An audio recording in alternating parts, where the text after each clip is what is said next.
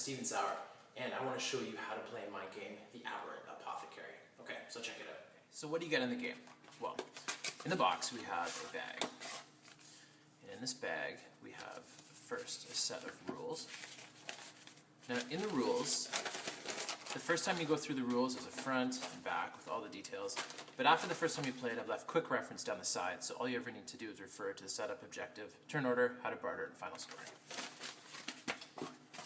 Now in the bag we've also got a stack of cards and a copper coin, which defines the shopkeeper.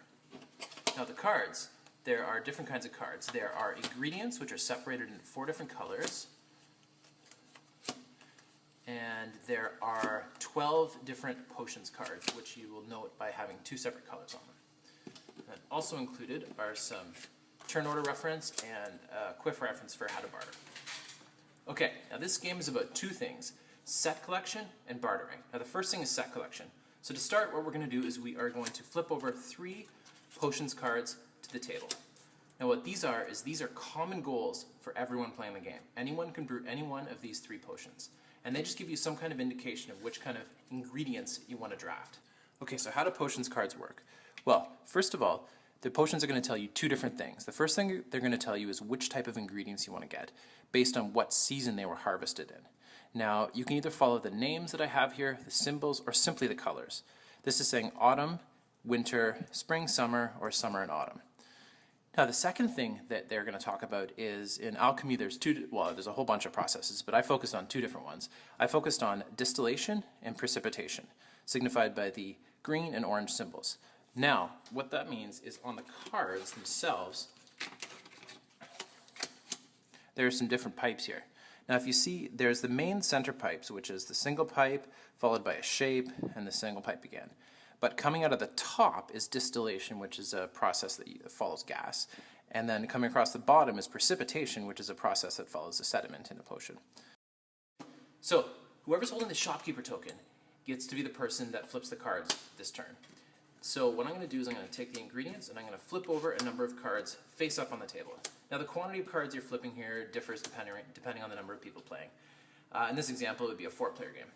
Now the first thing that the shopkeeper gets to do is they get to take one of these cards away, meaning it's not for sale and it's gone from the entire game. So I'm going to start that off by saying I want to take away this yellow card. Gone. Now out of the remaining cards, everyone gets a chance to show which card they want to draft for this round. So the first thing I'm going to do is the first player is going to point to a card that they want. I'm going to say, oh, I want this card. And the next player is going to say, oh, I kind of want this card here. Third player is going to say, I want the mystery card from the top of the deck. And then the fourth player is going to say, well, you know what, I kind of like this card in the middle too. So what that means is there's 2 cards here that no one else wanted, so those players simply get those cards. Done. Now for the 2 players that both wanted the same card, that is when we go into a barter. Okay, so now we're in the bartering phase. Now there's 2 things you're going to do. Whoever is the shopkeeper this turn gets to define the rules of the barter. The first thing you're going to look at is that little white tag on the card. Now it's going to say one of 4 things. It's either going to say small, large, near, which is within arm's reach, or far. Now the small large is something you define at the beginning of the game, and for this purposes we're just going to say size of your hand, smaller than your hand or bigger than your hand. So now what you do is the shopkeeper is going to be combining this cost on the card here, small, with any other word they want. And it can literally be anything. Now what I've done is I've included a reference here which is talking about color, texture, materials, spelling, just some suggestions to get you going. But for this example, why don't we use letters? So let's say something that is 4 letters long and is small. So smaller than your hand, 4 letters long, in the room around you. You have 5 seconds to look for that. Go. Okay, now what we're going to do is we're going to go back and forth, until someone can't choose something anymore.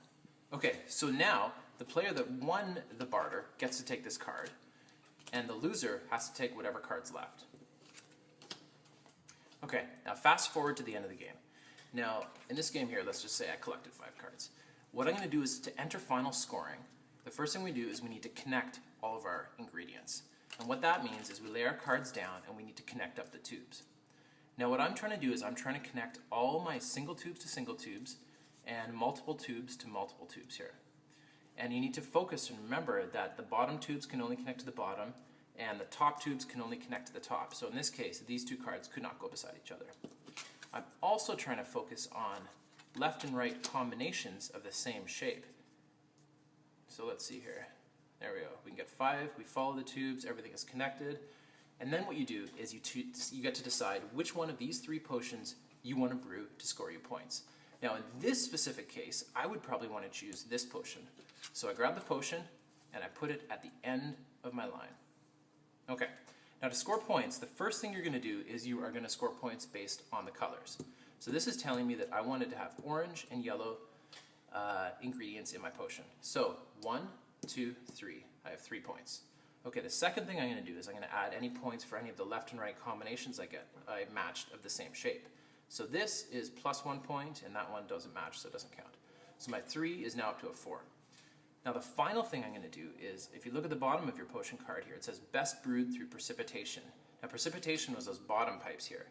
So what I'm going to do is I'm going to add all of those up, 1, 2, 3, 4, and then I'm going to subtract the one that didn't match my potion card, so -1, so that gives me bonus 3 points, so 4 and 3 is 7 points. This is a 7-point hand, and that's my final score. So then I collect up my cards, take them away, put the potions back in the middle, and the next player gets to score their hand. Okay, well, thanks a lot for playing my game, the Aberrant Apothecary, and as always, feel free to contact me through Twitter, through Facebook, through my website, www.monstermakethis.com. Twitter's @monstermakethis, and Facebook is monstermake. Thanks so much, and I hope you enjoyed playing it. Take care. Bye.